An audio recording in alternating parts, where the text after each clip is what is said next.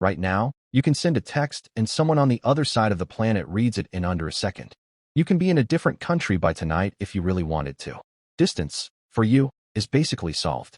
150,000 years ago, the exact same 30 miles between 2 points wasn't a drive. It wasn't even a day. It was a decision that could end in your death, made on foot, with no path, no map, and no guarantee there was anything worth reaching on the other side. For the overwhelming majority of the time humans have existed, every single mile ever covered was covered one step at a time.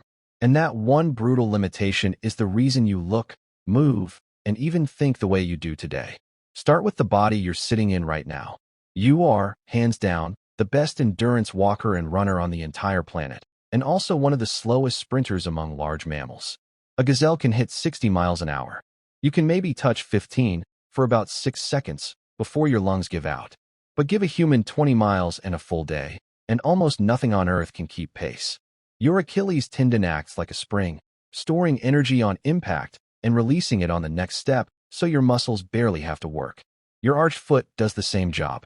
And you're carrying somewhere around 4 million sweat glands across your skin, an evaporative cooling system so effective that a human can chase an animal in open heat until the animal simply overheats and collapses, unable to shed its own body temperature fast enough to keep running. You weren't built to win a sprint. You were built to never stop moving.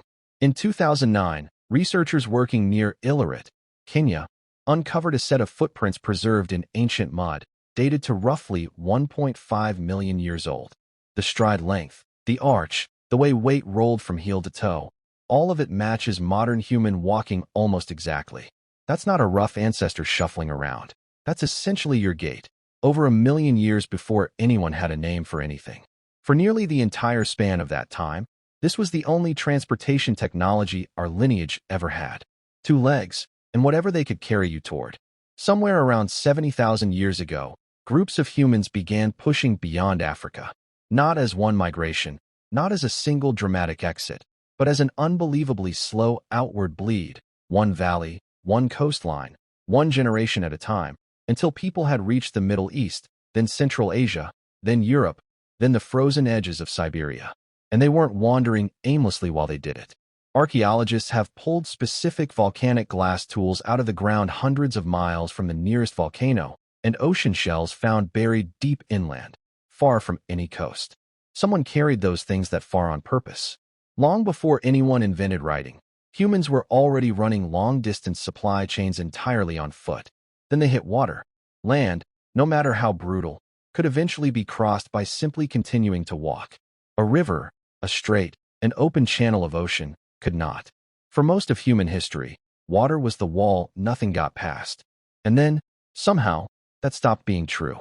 On the island of Flores in Indonesia, researchers uncovered stone tools dated to roughly 800,000 years old, on an island that has never, at any point, even during the driest Ice Age sea levels, been connected to the mainland by dry land.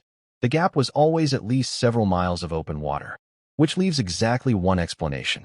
Somebody built something that floated, and somebody paddled it across water they could not see the far side of, at a point in history so early it predates our own species entirely. Whatever that vessel actually was is long gone, rotted away millennia ago, but the tools it delivered are still sitting in the ground. That kind of crossing eventually turned deliberate rather than lucky. Around 65,000 years ago, humans crossed from Southeast Asia into what's now Australia, a stretch of open ocean that never fully closed even during the coldest, driest points of the Ice Age. You cannot see land across that gap. You cannot drift there accidentally. Someone stood on a beach, pointed a hand-built vessel at open water with nothing visible ahead, and went anyway.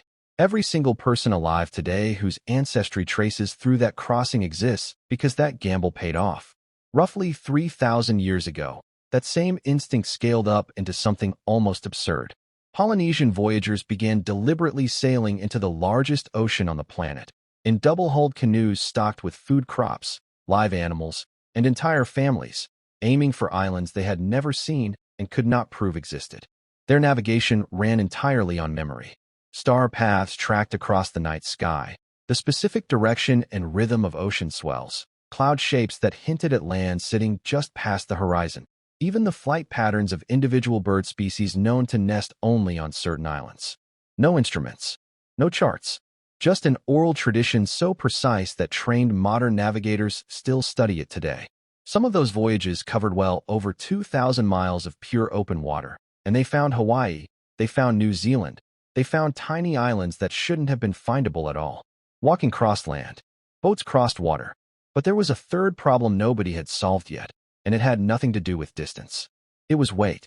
A human body can carry maybe 50 or 60 pounds before it starts breaking down, which meant for most of human history, the real limit on travel wasn't how far you could go, it was how much you could bring with you. The first fix was crude. Kill something large, lay it on a hide, and drag it. Researchers have actually identified specific wear patterns on preserved ancient hides that only form from being dragged long distances under heavy load. The next fix was smarter. 2 long poles lashed into a frame with a platform slung between them, one end held, one end dragged. That simple design, called a travois, let a single person move well over 100 pounds of gear across open ground.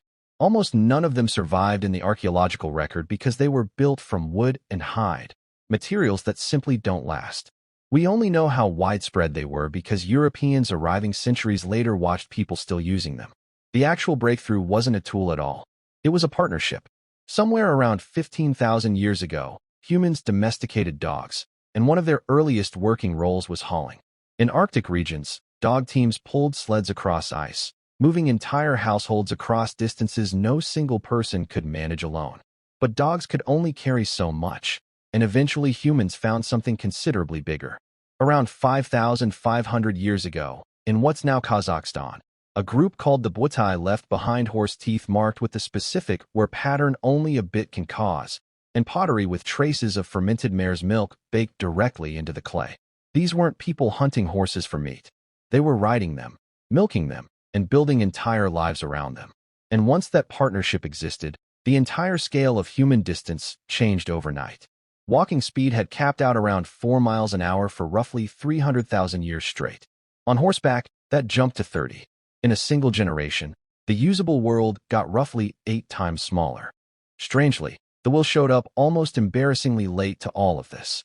The oldest known wheel, found in the marshlands near Ljubljana in modern Slovenia, dates to only around 5,200 years ago, meaning humans had already crossed oceans, tamed horses, and built trade networks spanning continents before anyone had rolled anything anywhere. And the wheel didn't even start as a transportation idea.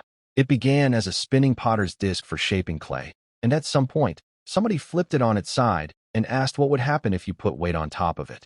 Early wheels were solid, heavy, and genuinely worse than just using a horse alone on rough terrain.